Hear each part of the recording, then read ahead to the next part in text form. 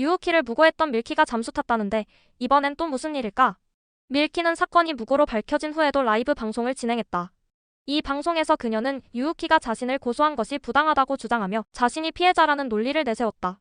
그러나 해당 방송에서 그녀는 오히려 자신이 유우키에게서 8천만 원을 받아내려 했다는 발언을 하며 사실상 범죄를 자백하는 모습을 보였다. 이로 인해 시청자들의 비난이 쏟아졌고 해당 방송 이후 밀키는 여론의 역풍을 맞아 유튜브 채널을 삭제하고 잠적한 것으로 보인다. 밀키의 라이브 방송에서 나온 주요 발언과 문제점은 다음과 같다. 첫 번째는 유우키가 자신을 고소한 것이 부당하다고 했다.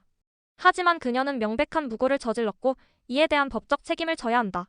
두 번째는 8천만 원을 받아내려 했다는 사실상 자백을 했는데 이는 협박 및 사기 미수에 해당할 수 있는 중대한 범죄다.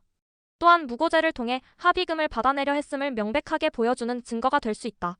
마지막 세 번째는 계속해서 책임 회피 및 피해자 코스프레를 했다는 점이다.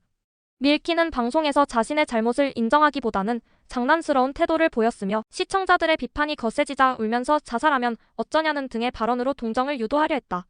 특히 주목할 점은 관련자들의 언행, 그리고 피해자와 피해를 인지한 자, 마지막으로 보상을 요구하는 자를 각각 분리해둔 점이라는 건데 이는 여성시대에서 유포되고 있는 성범죄 무고 가이드에서 소개하는 내용과 일치한다는 점이다.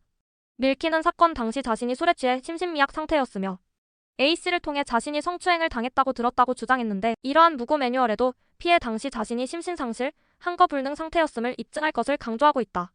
게다가 밀키는 자신이 직접 범죄 사실을 증언하지 않고 A씨를 통해 들었다고 증언함으로써 무고 시도가 발각되더라도 빠져나갈 구멍을 만들어둔 것으로 볼 수 있다. B씨 역시 마찬가지로 유우키를 모함하여 합의금을 뜯어내려 했다 해서 합의금을 뜯어내는 역할을 밀키 본인이 아닌 제3자에게 넘김으로써 역시나 무고 시도가 발각되더라도 밀키 본인은 빠져나갈 또 다른 구멍을 만들어 두었으며 B씨도 밀키의 말을 듣고 행동에 나섰을 뿐이다라고 주장하여 빠져나갈 여지가 있다. 이러한 까닭에 A씨, B씨 전부 사전에 계획된 조력자란 설의 무게가 실리고 있는 상황이다. 무엇보다 밀키가 저지른 가장 큰 잘못은 결백한 사람을 성범죄자로 몰아가려 했다는 점이다.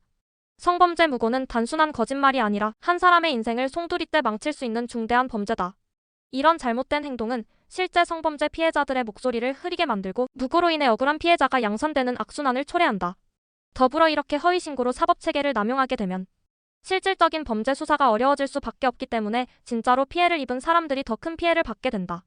최근 한국에서 점점 더 무고죄가 증가하는 이유는 다음과 같다. 먼저 첫 번째는 일부 여성들의 잘못된 페미니즘 인식 때문인데 여성의 말은 무조건 진실이라는 식의 사고방식이 잘못된 무고를 부추긴다. 그리고 두 번째는 솜방망이 처벌 때문인데 한국은 무고죄에 대한 처벌이 약해 허위신고를 하는 사람들에게 실질적인 경각심을 주지 못하고 있다. 마지막 세 번째는 금전적 이득을 노린 악용 때문이다. 일부 사람들은 무고를 통해 합의금을 받아내려는 목적으로 거짓 신고를 한다. 유우키는 밀키를 고소한 상태이며 법적 대응을 지속할 것으로 보인다. 무고죄가 입증된 이상 밀키는 법적으로 처벌받을 가능성이 높으며 만약 그녀가 의도적으로 허위신고를 했다는 점이 명확해진다면 추가적인 법적 책임도 져야 한다. 또한 그녀의 허위신고로 인해 유우키가 입은 정신적, 금전적 피해에 대한 민사소송도 가능할 것이다.